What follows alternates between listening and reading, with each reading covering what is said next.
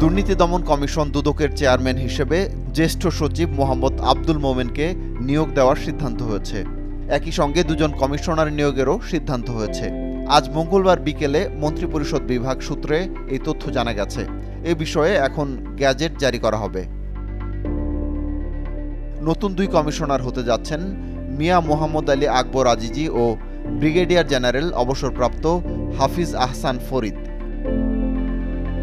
আর chairman হিসেবে নিয়োগ হতে যাওয়া জ্যেষ্ঠ সচিব মোহাম্মদ আব্দুল মোমেন স্বরাষ্ট্র মন্ত্রণালয়ের জননিরাপত্তা বিভাগে চুক্তিতে কর্মরত ছিলেন।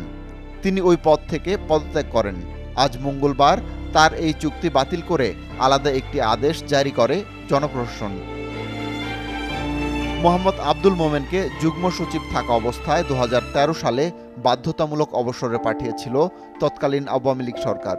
ছাত্র জনতার অভ্যুত্থানে 5 আগস্ট আওয়ামী লীগ সরকারের পতনের পর চুক্তিতে তাকে স্বরাষ্ট্র মন্ত্রণালয়ের জননিরাপত্তা বিভাগের সচিব পদে নিয়োগ দেওয়া হয়। পরে তাকে জ্যেষ্ঠ সচিবের পদমর্যাদা দেওয়া হয়।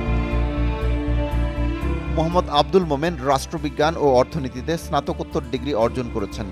1996 সালে লন্ডনে পিএইচডি ডিগ্রি অর্জন করেন।